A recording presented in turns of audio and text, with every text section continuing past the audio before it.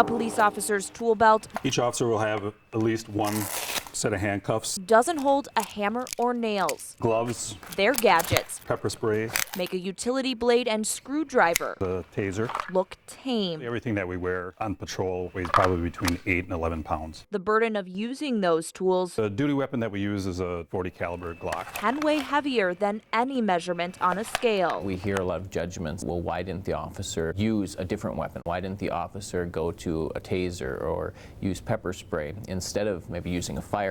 The answer Each tool is situational. ultimately comes down to location and level of threat. If you're in a closed room, obviously you don't want to use pepper spray due to cross-contamination. If they have a heavy clothing on, the taser may be ineffective. If we're presented with deadly force, officers are not going to go to a less lethal option.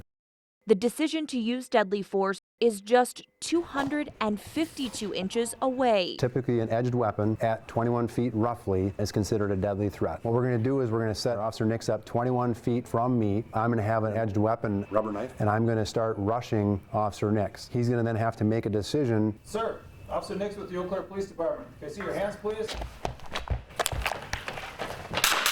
He reacted to that by trying to end that threat, and the only way to end that threat at that point was to use a firearm. It took seconds to come within inches of the officer. Suspect will cover that ground and stab you before you get your weapon out of your holster if you're not 100% fluid in your decision making and that gun coming out of your holster fast. Now it's my turn. Show me your hands. Before I could even mumble the drop your weapon part, Lieutenant Southworth is close enough to log what I'd had for breakfast. I hit his helmet. I thought I was going to hit nothing. That is perfect shot placement.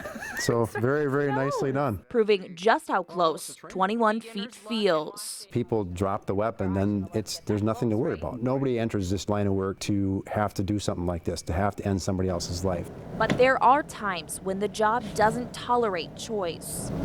It was March 12th of 1999. It's been nearly 16 years. Myself, along with some other detectives, were on our way to lunch. But Chief Jerry Staniszewski still remembers the details of that day. We were just about to park when the single tone went out that a man with a gun was at a hotel. As we arrived, the individual had taken a hostage and was driving away, so there was a high-speed chase through town. The chase ended when the squad car crashed into the suspect's vehicle, leaving them muzzle to muzzle with the armed man and his hostage. Suspect immediately put the gun to the hostage's head. At that point, instinct and training kicked It in was a decision that had final consequences to it. to end someone's life. I wish it would have never have happened or have been placed in that situation, but I don't doubt for a second that I made the right decision. The chief says he's aware it could happen again, any day, every day. I hope I never have to do it again. In fact, I do think about what happens if it happens again, because here I am in a smaller community, already been involved in one deadly force situation. So will people have confidence and second guess me as an individual because it may happen again? That criticism My frustration is a lot of conclusions are drawn before the facts come out. I need to see your hands, sir. is a reality for officers everywhere. Can I see your hands, please? One of the biggest challenges that a law enforcement agency faces when this happens is the scrutiny. It's a very stressful time, not only for the officer but the department, because there is a lot of second guessing and there isn't an automatic feeling that they made the right decision. Police, drop the gun! Officers are human. Officers are going to make mistakes. And sometimes the split-second decisions that officers make, as much training as they may have, may not be the right decision. But again, they don't have that option of sitting back and analyzing it like we do see in the 24-hour news coverage or we see on social media. Details masked by the darkness become clear in the light of day. One of the things that we see too often is we see fake guns, we see airsoft guns, we see replica guns.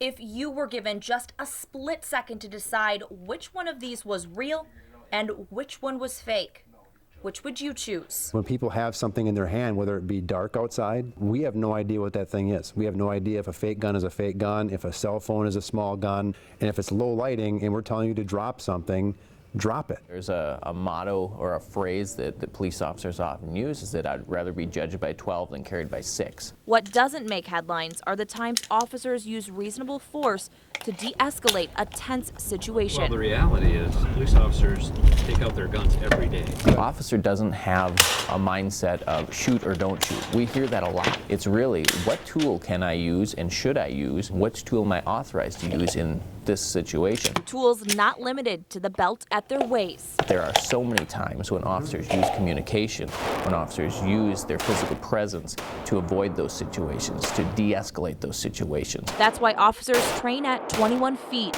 Eau Claire police are required to train at least 24 hours per year, but it usually ends up being more. The more that we train, the more likely we are to make those proper decisions. Last year, there were 24 officers in the state cornered into making that tough decision to fire in self-defense. We expect police to get it right 100% of the time, but is that a reasonable expectation of reasonable force? We have to remember that in each one of those shootings, there's at least one officer who left his or her family that day thinking they were going to a routine job. We're prepared to lose our life in the line of duty to protect the community. However, we're not prepared to lose our life at the expense of the bad guy who's trying to kill us. Reporting for Eau Claire Zone News 18 with photographer Steve Betchkel, I'm Emily Valerio.